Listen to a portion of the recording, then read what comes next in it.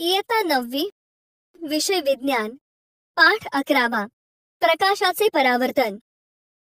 मुलांनो, आपल्या जीवनात प्रकाशाला खूप महत्त्व आहे. प्रकाशामुळे आपण सृष्टीतील घटक डोळ्यांनी पाहू शकतो. वनस्पतीला स्वतःचे अन्न तयार करण्यासाठी सूर्यप्रकाशाची गरज असते. मानवाच्या आरोग्यासाठी सूर्यप्रकाशाची मदत होते. मग मला सांगा, प्रकाश म्हणजे काय? विद्युत चुंबकीय प्रारणामुळे आपल्याला वस्तू दिसतात. या प्रारणास प्रकाश असे म्हणतात. अगदी बरोबर. विद्युत चुंबकाची प्रारणे 4×10⁻⁷ एम घात ते 7×10⁻⁷ एम घात तरंग लांबी असणारी असतात. त्यामुळेच आपल्याला सभोवतालच्या वस्तू दिसतात. सूर्योदय, इंद्रधनुष्य, सूर्यास्त, हिरवीगार झाडे, फुले, आकाश तसेच अंधारात चमकणारे तारे हे सगळे आपण प्रकाशाच्या अस्तित्वामुळे पाहू शकतो. म्हणूनच प्रकाश म्हणजे दृष्टीची संवेदना निर्माण करणारी विद्युत चुंबकीय प्रारणे होत. आपल्या सभोवताली असणाऱ्या विविध प्रकारच्या पृष्ठभागावरून प्रकाशाचे परावर्तन होत असते. तर आता तुम्ही मला प्रकाशाचे परावर्तन म्हणजे काय ते सांगा. एखाद्या पृष्ठभागावर पडलेले प्रकाश किरण त्या पृष्ठभागावरून परत फिरतात. यालाच प्रकाशाचे परावर्तन असे म्हणतात. अगदी बरोबर. सपाट भागावरून व गुळगुळीत भागावरून प्रकाशाचे परावर्तन होते. आज या पाठातून आपण प्रकाशाच्या परावर्तनाविषयी सविस्तर माहिती घेणार आहोत.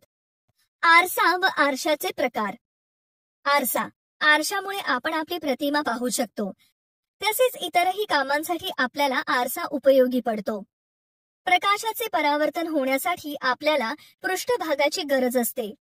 कारण चकाकणारा पृष्ठभाग प्रकाश कमी प्रमाणात शोषून घेतो. त्यामुळे जास्तीत जास्त प्रकाश परावर्तित होतो. म्हणूनच विज्ञानाच्या भाषेत आरशाची व्याख्या पुढील प्रमाणे सांगता येते.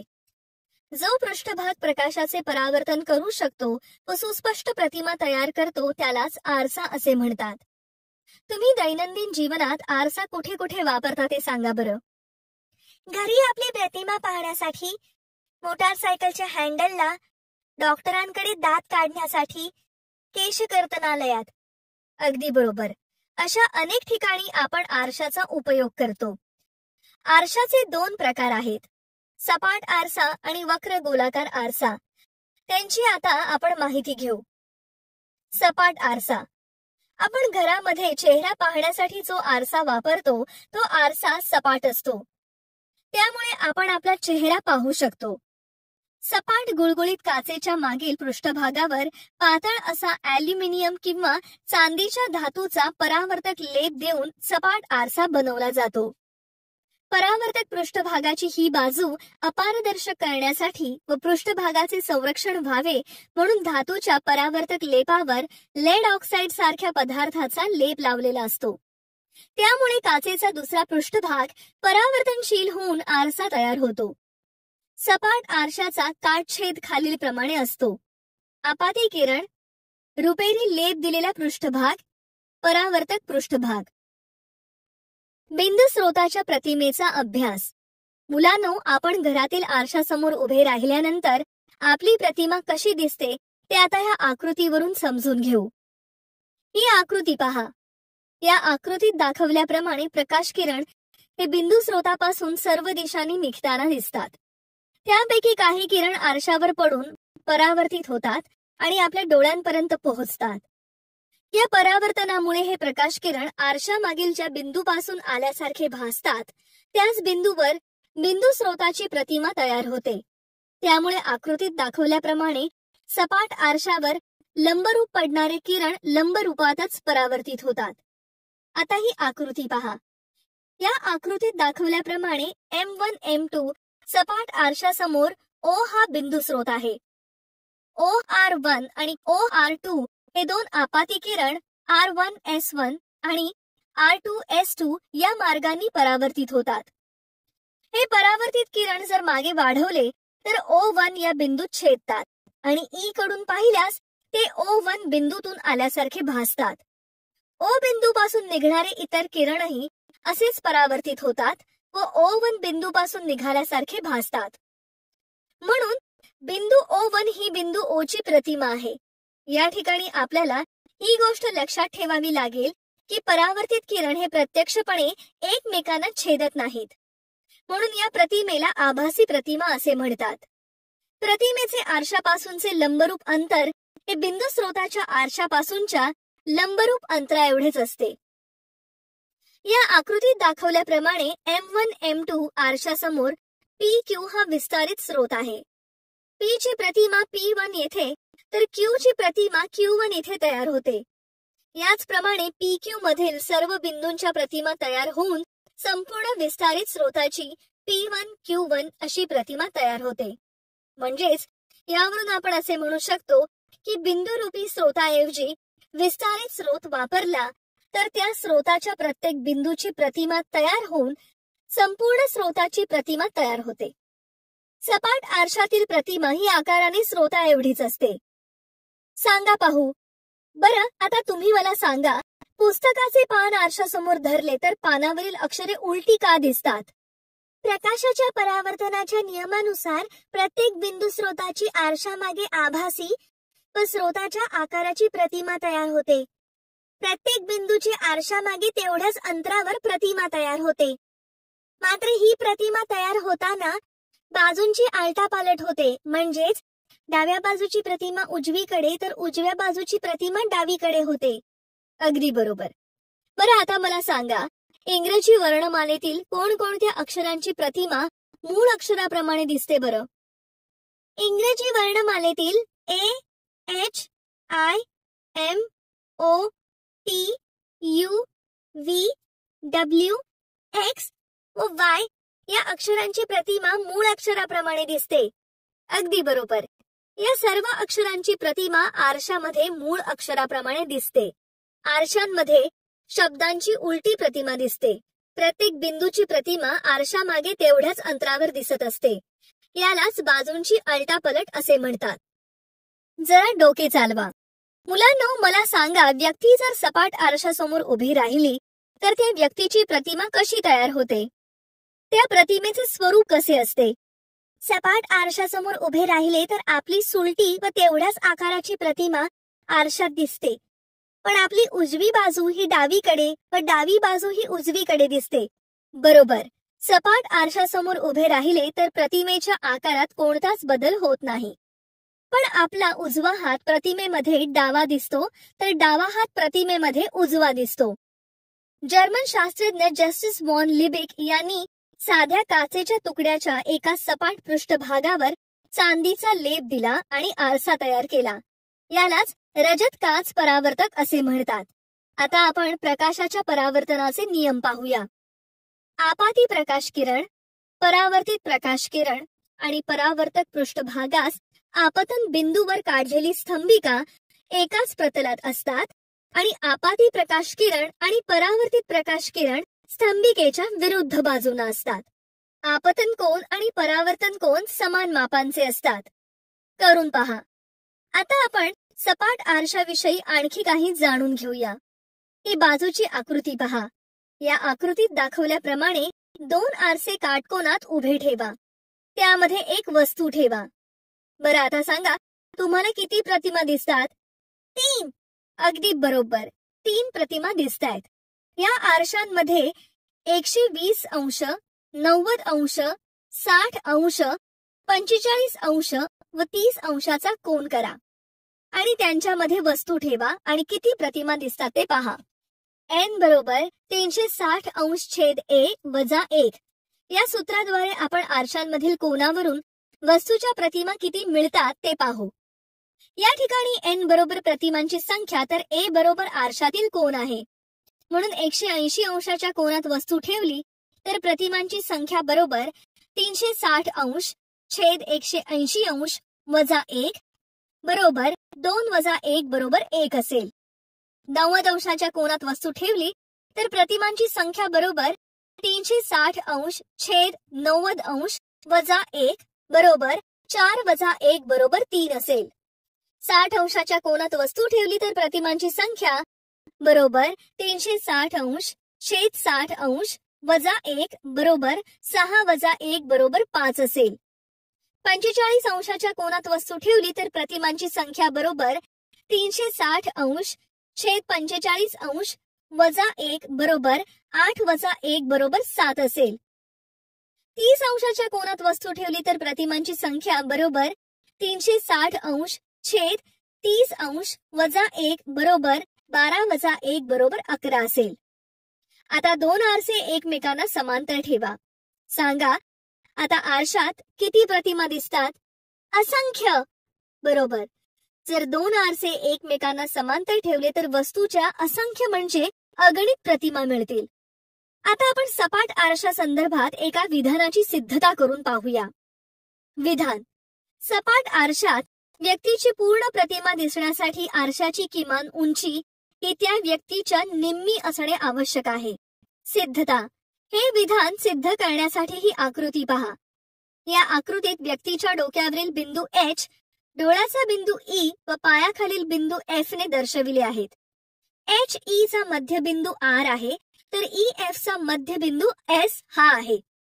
सपाट आरसा हा जमिनीपासून NQ इतक्या उंचीवर उभा ठेवला आहे. तर आरशासमोर उभ्या असलेल्या व्यक्तीची पूर्ण प्रतिमा दिसण्यासाठी आवश्यक असलेली आरशाची किमान उंची PQ ही आहे. आरशाची किमान उंची आपण खालील प्रमाणे काढू शकतो. यासाठी RS व QS हे आरशाच्या लंबरूपात असणे आवश्यक आहे. PQ बरोबर RS बरोबर RE अधिक ES बरोबर HE छेद 2 अधिक EF छेद 2 बरोबर HF छेद 2. व्यक्तीच्या उंचीच्या अर्धे म्हणजेच व्यक्तीची उंची छेद 2. यावरून आपल्या लक्षात येते की सपाट आरशात व्यक्तीची पूर्ण प्रतिमा दिसण्यासाठी किमान उंची ही त्या व्यक्तीच्या निम्मी असणे आवश्यक असते. गोलीय आरसे. मुलांनो, आतापर्यंत आपण सपाट आरशाविषयी माहिती घेतली. आता आपण गोलीय आरशांची माहिती घेऊ. गोलाकार परावर्तनशील पृष्ठभागाचा एक भाग असतो.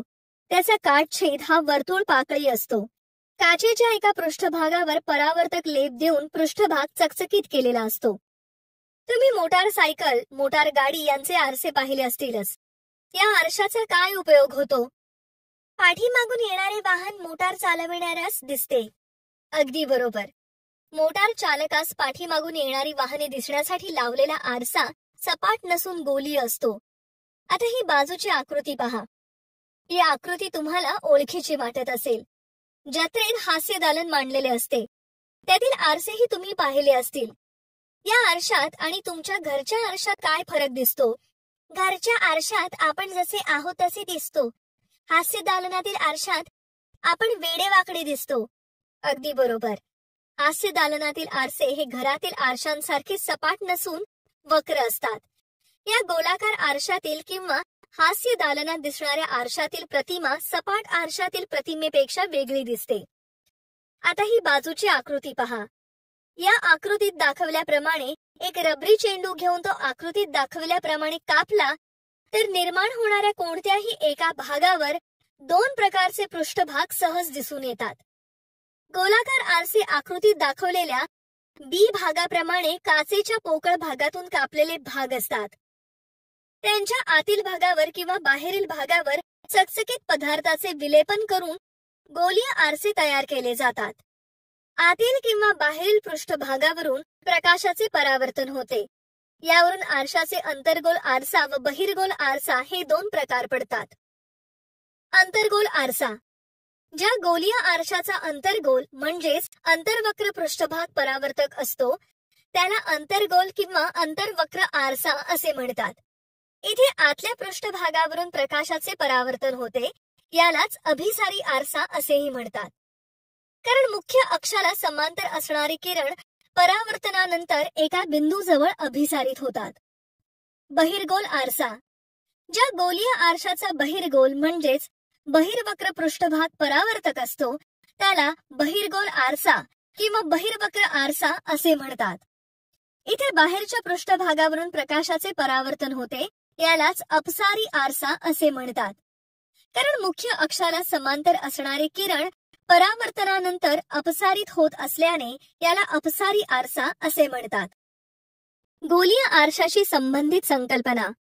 गोलीय आरशाच्या संदर्भातील काही संज्ञांचा आता आपण अभ्यास करूया. ध्रुव. या आकृतीमध्ये P हा बिंदू आरशाचा ध्रुव आहे. गोलीय आरशाच्या पृष्ठभागाच्या मध्यबिंदूस त्या आरशाचा ध्रुव म्हणतात. वक्रता केंद्र. आकृतीत दाखवल्याप्रमाणे सी बिंदू आरशाचे वक्रता केंद्र आहे.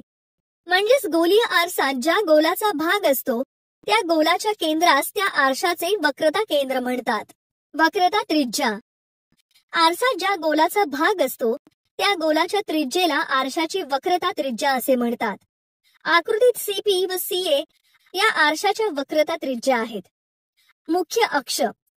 आरशाचा ध्रुव आणि वक्रता केंद्र यातून जाणाऱ्या सरळ रेषेस आरशाचा मुख्य अक्ष म्हणतात. आकृतीतील पीएम हा आरशाचा मुख्य अक्ष आहे. मुख्य नाभी. अंतर्गोल आरशाच्या मुख्य अक्षाला समांतर असलेले आपाती किरण परावर्तनानंतर मुख्य अक्षावर आरशासमोर ज्या एका विशिष्ट बिंदूत मिळतात त्या बिंदूला अंतर्गोल आरशाची मुख्य नाभी असे म्हणतात. आकृतीतील एफ हा बिंदू मुख्य नाभी आहे. बहिर्गोल आरशाच्या मुख्य अक्षाला समांतर असलेले आपाती किरण परावर्तनानंतर आरशामागील मुख्य अक्षावरील एका बिंदूपासून आल्यासारखे भासतात.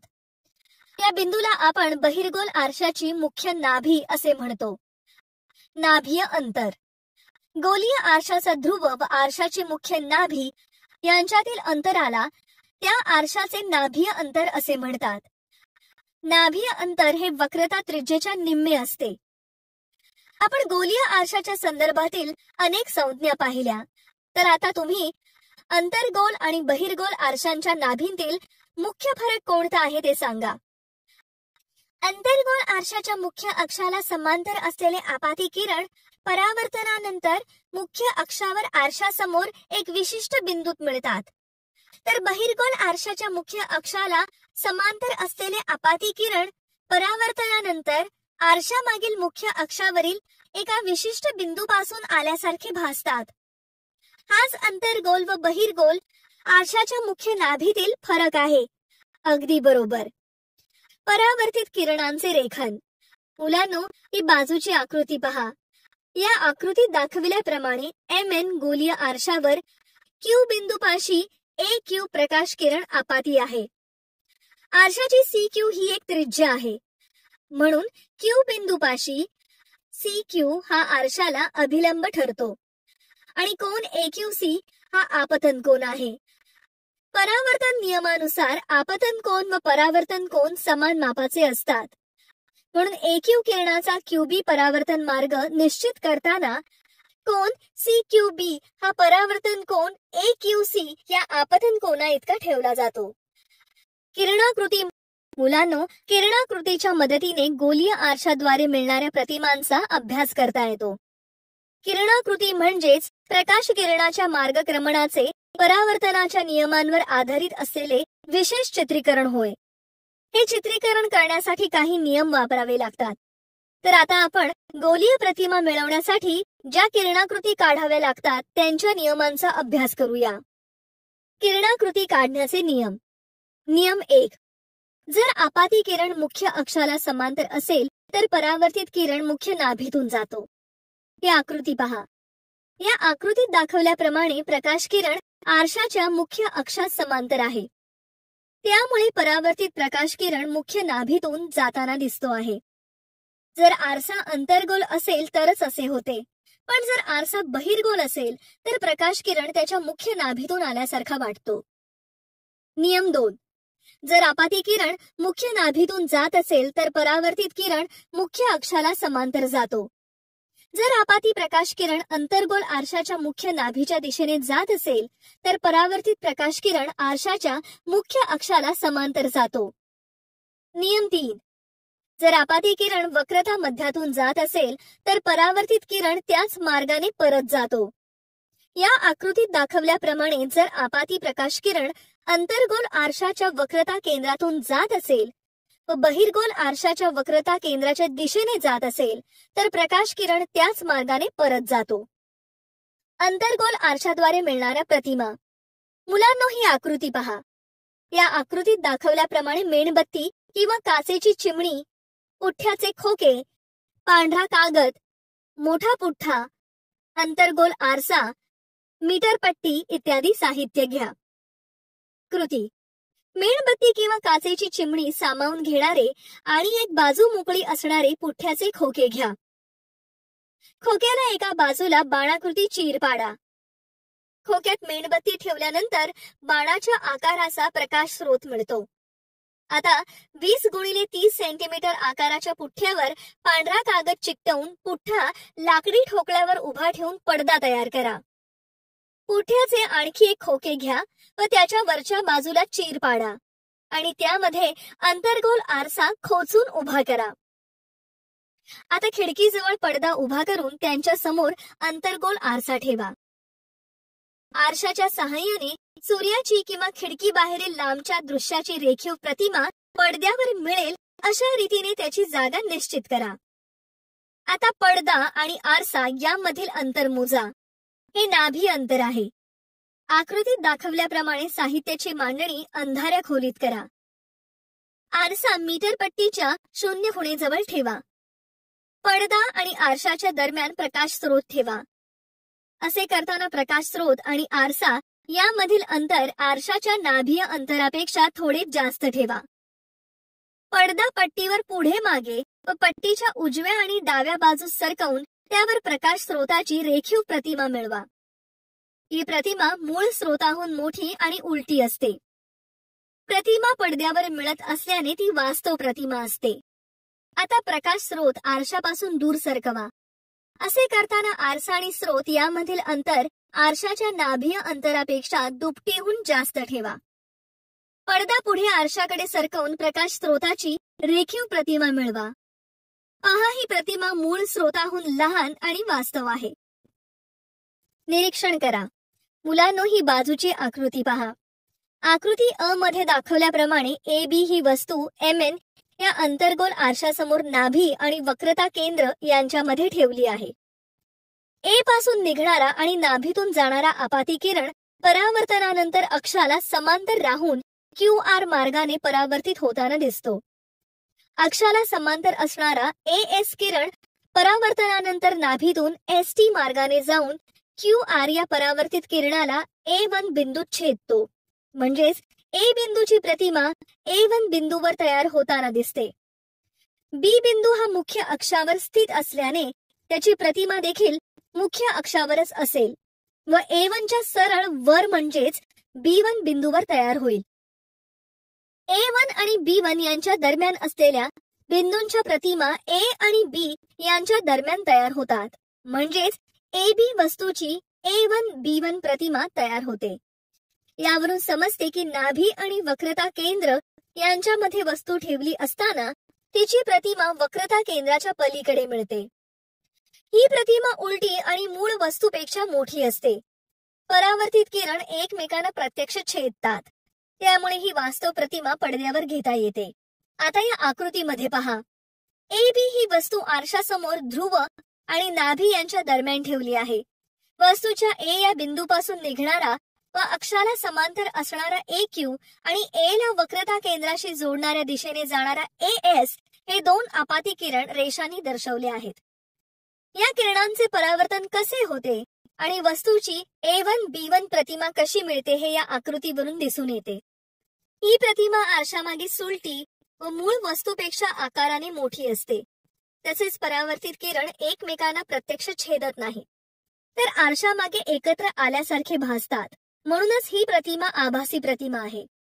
आता हा तक्ता पहा. या तक्त्यात वस्तू अंतर्गोल आरशासमोर ध्रुव आणि नाभी यांच्यामध्ये, वर वक्रता केंद्र आणि नाभी यांच्यामध्ये, वक्रता केंद्रावर, वक्रता केंद्राच्या पलीकडे आणि वक्रता केंद्रापासून खूप दूरवर ठेवली तर प्रतिमा कशी आणि कुठे मिळते ते स्पष्ट होते. बहिर्गोल आरशामुळे मिळणारी प्रतिमा. बहिर्गोल आरशाद्वारे मिळणारी प्रतिमा ही नेहमी आरशामागे सुलटी, आभासी व वस्तूपेक्षा लहान असते. आता ही बाजूची आकृती पहा. या आकृतीमध्ये MN बहिर्गोल आरशासमोर AB ही वस्तू ठेवलेली आहे. वस्तूच्या A या बिंदूपासून निघणारा आणि मुख्य अक्षाला समांतर असणारा किरण AQ रेषेने तर वक्रता केंद्राकडे जाणारा AR रेषेने किरण दाखवला आहे. या दोन किरणांचे परावर्तन कसे होते आणि वस्तूची A1 B1 प्रतिमा कशी मिळते हे या आकृतीवरून दिसून येते. ही प्रतिमा आरशामागे सोलटी आणि वस्तूपेक्षा लहान असते. तसेच बहिर्गोल आरशावरून परावर्तित झालेले किरण एकमेकांना प्रत्यक्षपणे छेदत नाहीत, तर ते आरशामागे एकत्र आल्यासारखे भासतात. म्हणून ही प्रतिमा आभासी ठरते. बहिर्गोलीय आरशामुळे मिळणाऱ्या प्रतिमांचे स्वरूप वस्तूच्या आरशापासून असलेल्या अंतरावर अवलंबून नसते. या प्रतिमा नेहमीच आभासी व वस्तूपेक्षा लहान आकाराच्या असतात आणि त्या आरशामागे तयार होतात. प्रकाशाचे अपसरण आणि अभिसरण. प्रकाशाचे अपसरण म्हणजे एकाच बिंदू स्रोतातून प्रकाश किरणांचे एकमेकांपासून दूर पसरणे आणि प्रकाशाचे अभिसरण म्हणजे प्रकाश किरणांचे एका बिंदूपाशी एकत्र येणे. प्रकाशाच्या अभिसरणाचा झोत वापरून डॉक्टर दात, कान, डोळे यांची तपासणी करतात. तसेच सौर उपकरणातही याचा वापर होतो. ही बाजूची आकृती पहा. सर्वप्रथम या आकृतीत पहा. इथे दाखवल्याप्रमाणे काडीपेटीतील 5 काड्या घ्या. त्यांची रसायन अवलेपित टोके म्हणजेच काड्यांची गुले एका बिंदूपाशी एकत्र येतील अशी मांडणी करा. या ठिकाणी रसायन अवलेपित टोके अभिसारित झालेली दिसत आहेत. आता काड्यांची मांडणी अशा प्रकारे करा की त्या काड्यांची दुसरी टोके एकत्र असतील आणि रसायन अवलेपित टोके एकमेकांपासून दूर असतील. येथे रसायन अवलेपित टोके अपसारित झाली आहेत. अशाच प्रकारे प्रकाशाचे अपसरण व अभिसरण होत असते. आंतरवक्र आरशाला अभिसारी आरसा असेही म्हणतात, कारण मुख्य अक्षाला समांतर असणारे किरण परावर्तन झाल्यानंतर एका बिंदूपाशी अभिसारित होतात. आंतरवक्र आरशांमध्ये वस्तूच्या आरशापासूनच्या स्थानानुसार मूळ वस्तूपेक्षा मोठी किंवा लहान प्रतिमा तयार होत असते. मुख्य अक्षाला समांतर किरणे ही बहिर्गोल आरशावरून परावर्तित झाल्यानंतर अपसारित होतात. त्यामुळे त्या आरशाला अपसारी आरसा असे म्हणतात. बहिर्गोल आरशामुळे वस्तूच्या मूळ आकारापेक्षा लहान प्रतिमा तयार होतात. गोलीय आरसा अंतर्गोल आहे की बहिर्गोल? मुलांनो, दाढी करण्यासाठी विशेष अंतर्गोल आरसा वापरण्यात येतो. हा आरसा चेहऱ्याजवळ धरला की आरशामध्ये चेहऱ्याची प्रतिमा सुलटी व मोठी दिसते. परंतु हाच आरसा जर आपण चेहऱ्यापासून दूर दूर नेला तर चेहऱ्याची प्रतिमा उलटी व लहान झालेली दिसते. मोटारसायकल, वाहने यांना बहिर्गोल आरसा बसवलेला असतो. बहिर्गोल आरशामध्ये चेहऱ्याची प्रतिमा सुलटी पण लहानच मिळते. त्यामुळे इतर वस्तूही त्या आरशामध्ये दिसतात. म्हणजेच आरसा अंतर्गोल आहे की बहिर्गोल हे आरशात मिळणाऱ्या प्रतिमेवरून ठरवता येते. वास्तव प्रतिमा. जेव्हा एखाद्या वस्तूपासून येणारे प्रकाश किरण आपल्या डोळ्यात प्रवेश करतात तेव्हाच आपण ती वस्तू पाहू शकतो. आपण ही वस्तू पाहू शकतो कारण डोळ्यातील भिंगाद्वारे प्रकाश किरण अभिसारित होऊन वस्तूची प्रतिमा नेत्रपटलावर तयार होते. अशा प्रकारे प्रकाश किरण एका बिंदूतून अभिसारित होऊन जी प्रतिमा तयार होते त्या प्रतिमेला वास्तव प्रतिमा असे म्हणतात. वास्तव प्रतिमा आपल्याला पडद्यावर मिळवता येते. आभासी प्रतिमा. सपाट आरशामुळे मिळणारी प्रतिमा आभासी प्रतिमा असते. आभासी प्रतिमा ही अशा बिंदूपाशी मिळते की जिथून परावर्तित प्रकाश किरण अपसारित झाल्याचा भास होतो. ही प्रतिमा पडद्यावर घेता येत नाही कारण प्रकाश किरण त्या ठिकाणी प्रत्यक्षात एकत्र येत नाहीत. अभिसारित प्रकाश झोत. प्रकाश किरण हे ज्या वेळेस आरशावरील परावर्तनाद्वारे एका बिंदूपाशी एकत्र येतात तेव्हा प्रकाशाचे अभिसरण होते. आपल्याला ज्यावेळी प्रकाश एका बिंदूत एकत्र आणायचा असतो तेव्हा अभिसारित प्रकाश झोत वापरण्यात येतो. अशा प्रकारचा प्रकाश झोत वापरून डॉक्टर दात, डोळे, कान यावर प्रकाश एकाग्र करतात. सौर उपकरणांमध्ये अभिसारित प्रकाशाचा उपयोग केला जातो. अपसारित प्रकाश झोत. जेव्हा एकाच बिंदू स्रोतापासूनचे प्रकाश किरण आरशावरील परावर्तनाद्वारे एकमेकांपासून दूर पसरतात तेव्हा प्रकाशाचे अपसरण होते. ज्यावेळी आपल्याला स्रोतापासून प्रकाश पसरणे अपेक्षित असते त्यावेळी अपसारित प्रकाश झोत वापरण्यात येतो. उदाहरणार्थ रस्त्यावरील दिवे, टेबल लॅम्प, लग्न मंडपात वापरण्यात येणारे दिवे इत्यादी. अंतर्गोल व बहिर्गोल आरशाचे गुणधर्म. अंतर्गोल आरशाचे गुणधर्म व उपयोग. आरशाच्या ध्रुव व नाभी या दरम्यान वस्तू असेल तर त्या वस्तूची प्रतिमा सुलट, आभासी व अधिक मोठी मिळते. म्हणून केशकर्तनालय, दातांचा दवाखाना या ठिकाणी अंतर्गोल आरसे वापरले जातात. प्रकाश स्रोत नाभीपाशी ठेवल्यास प्रकाशाचा समांतर स्रोत मिळतो. उदाहरणार्थ बॅटरी, वाहनांचे हेडलाईट. प्रकाशाचा स्रोत अंतर्वक्र आरशाच्या वक्रता मध्याच्या थोडासा पलीकडे ठेवला जातो, त्यामुळे तीव्र प्रकाश झोत मिळतो. उदाहरणार्थ फ्लड लाईट्स. अंतर्वक्र आरशावरून परावर्तित सूर्यकिरणे नाभीय प्रतलात एकत्र येतात. उदाहरणार्थ सौर उपकरणे. बहिर्गोल आरशाचे गुणधर्म व उपयोग. गाड्यांवर उजव्या व डाव्या बाजूला असणारे आरसे हे बहिर्वक्र असतात, कारण त्यामुळे दूरवरूनही या आरशात प्रतिमा लहान परंतु सुलटी दिसते. मोठे बहिर्वक्र आरसे दुकानात बसवलेले असतात. चिन्ह संकेत. कार्टेशियन चिन्ह संकेतानुसार आरशाचा ध्रुव P हा आरंभ बिंदू मानतात, तर आरशाचा मुख्य अक्ष हा संदर्भ चौकटीचा X अक्ष घेतात. वस्तू नेहमी आरशाच्या डावीकडे ठेवतात व मुख्य अक्षाला समांतर असणारी सर्व अंतरे आरशाच्या ध्रुवापासून मोजतात. आरंभ बिंदूच्या उजवीकडे मोजलेली सर्व अंतरे धन मानतात, तर डावीकडे मोजलेली अंतरे ऋण मानली जातात.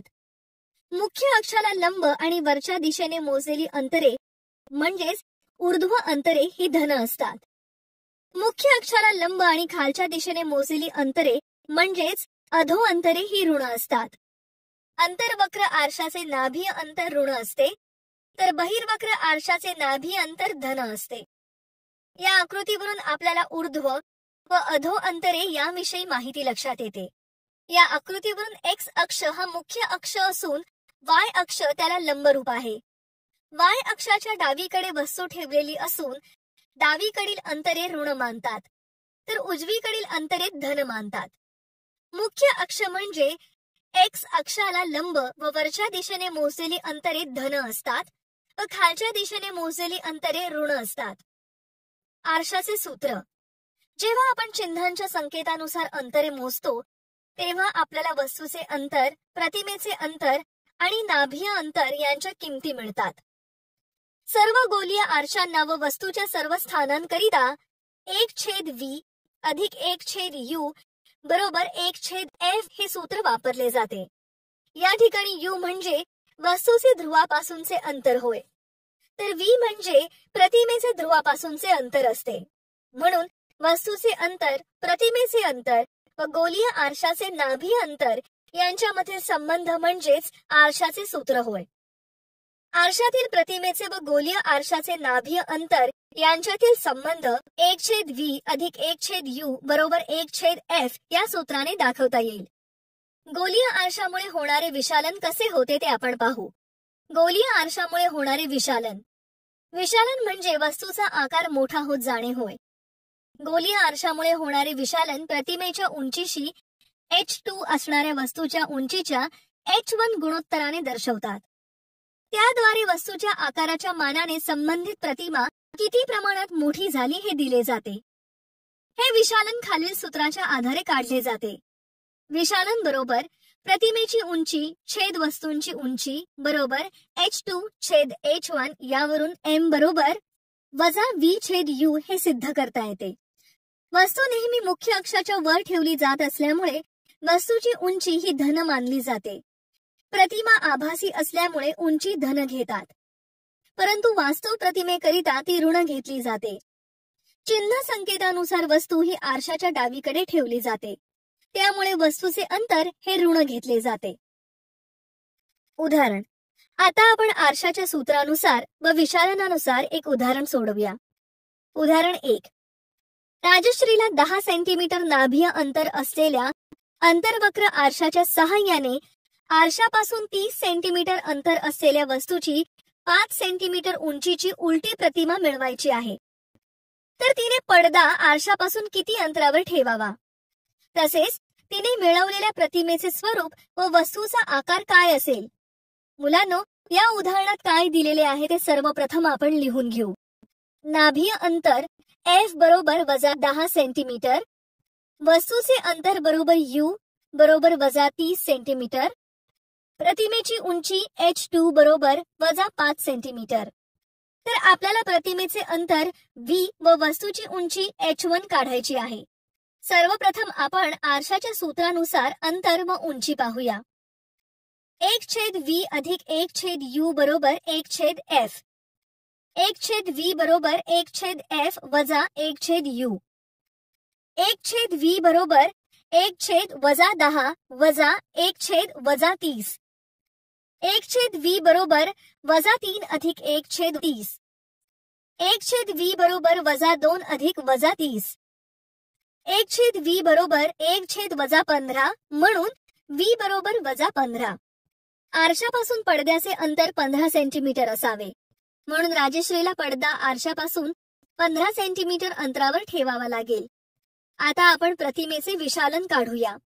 विशालन m बरोबर h2/h1 बरोबर -v/u. h1 बरोबर -uh2/v. h1 बरोबर -30 गुणिले -5/-15. h1 बरोबर -2 गुणिले -5. h1 बरोबर 10 सेंटीमीटर. वस्तूची उंची 10 सेंटीमीटर असेल म्हणजेच प्रतिमा वास्तव व वस्तूपेक्षा लहान असेल. तर आपण या पाठामध्ये आरसा व आरशाचे प्रकार अभ्यासले आहेत. तसेच गोलीय आरसे व त्याद्वारे मिळणाऱ्या प्रतिमा व गोलीय आरशामुळे होणारे विशालन पाहिले आहे.